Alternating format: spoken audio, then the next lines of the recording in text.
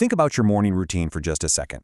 You grab your phone, and your map app instantly suggests a slightly different route to work to avoid a traffic jam you didn't even know existed. Or maybe you get a text from your bank alerting you to a suspicious charge before you've even opened your wallet. Now, these everyday moments spark a genuine mystery. How exactly does artificial intelligence work?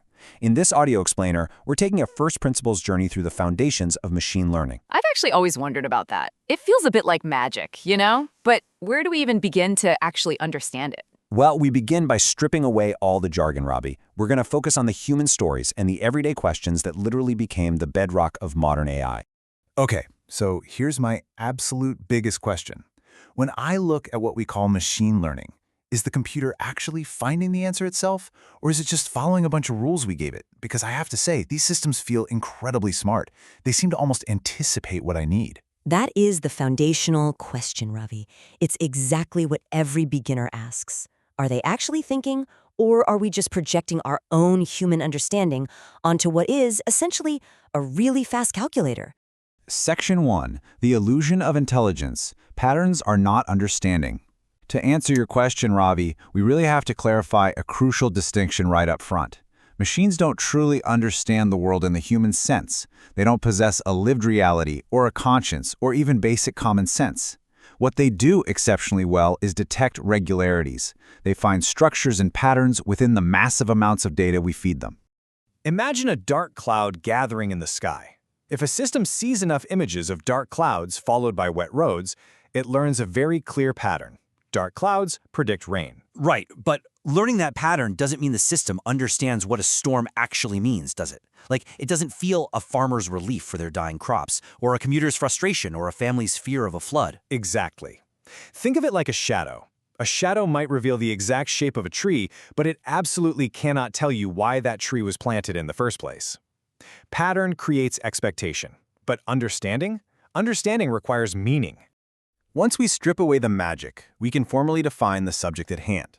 Machine learning isn't some synthetic brain suddenly awakening. It is a disciplined method where experience, which is really just data and feedback, changes how a system makes future predictions or decisions. And notice what's totally missing from that definition? Autonomy. The human is still the one who provides the purpose, curates the evidence, and ultimately holds the judgment. Section 2. How machines actually learn, from ideas to algorithms. All right, so if they aren't truly thinking, how exactly does a machine go from a messy pile of scattered raw data to actually recognizing a useful pattern?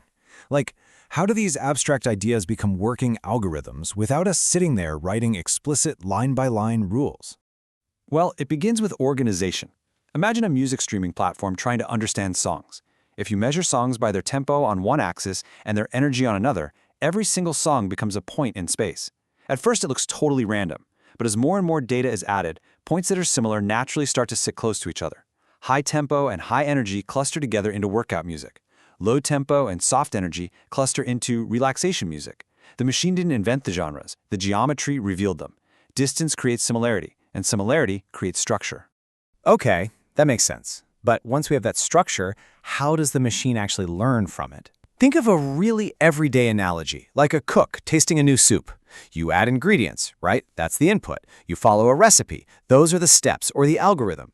Then you taste the soup, which is your output. And if it's way too salty, you review that feedback and adjust the salt for the next batch. Precisely. Machine learning does this exact same loop mathematically, millions of times over, constantly adjusting its internal settings to reduce its error.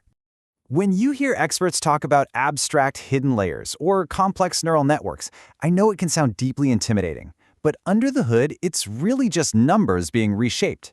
Take user data, like someone's age and income, represented as a matrix. By applying a transformation matrix, which is essentially just multiplying grids of numbers together, the system creates completely new feature representations. It transforms the original data into a new shape where those hidden patterns are simply easier for the computer to detect. It's not magic at all. It's just geometry and algebra working together incredibly efficiently. Let's take a brief philosophical pause here. A model does not discover the pattern. It constructs one under a chosen set of restrictions. We always have to remember that models only learn within the narrow boundaries, the specific measurements, and the historical data that we assemble for them. If the data misses something important, the model cannot magically rescue what our process completely failed to observe. Section 3. The human in the loop: power, consequence, and responsibility. Hearing that really makes me wonder about the human element. What happens when the machine just gets it wrong? Or honestly, what if it perfectly memorizes an unfair accident in our historical data? Like, if it learns that only people from a certain zip code get loans because of historical redlining, won't it just repeat that bias and happily call it a pattern?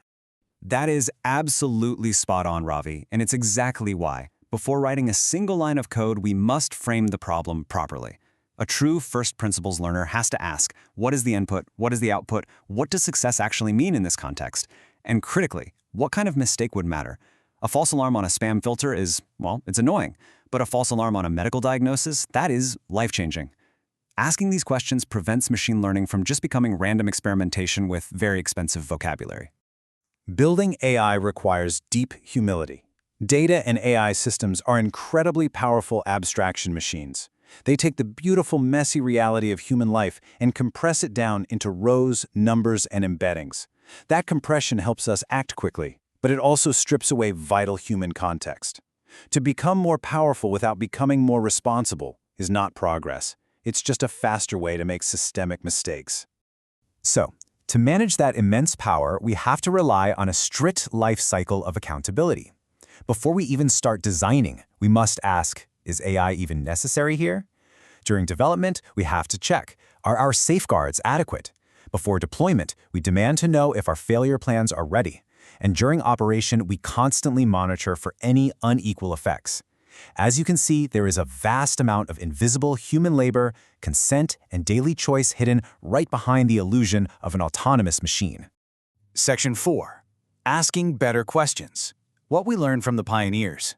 You know, seeing all this human effort behind the scenes makes me realize something about the pioneers of AI. People like Alan Turing or Fei-Fei Li. They didn't just sit down and write brilliant algorithms in a vacuum, did they? They must have asked better, more foundational questions about computation, about vision, and about how we actually represent the world. You hit the nail on the head, Ravi. Technological progress isn't some myth of a lone genius having a sudden eureka moment in a lab. It's a history of immense patience. It's collaboration through decades of doubt. And it's about shifting the very kinds of questions society was allowed to ask. A true visionary is measured by the honesty of their evidence, how they distribute the benefits of their work, and the safeguards they actively build around their newfound power. And that brings us to the core goal of this entire journey. True confidence in the age of AI doesn't mean you need to suddenly become a software engineer or instantly understand every dense technical paper. Confidence means knowing how to slow a massive, hyped-up claim down. It means giving yourself permission to ask, what does this system actually do? Where did its data come from? Who really benefits? This step-by-step first principles journey is available as a complete book, which you can find linked in the description of this explainer. It's designed to empower you to question AI without any fear.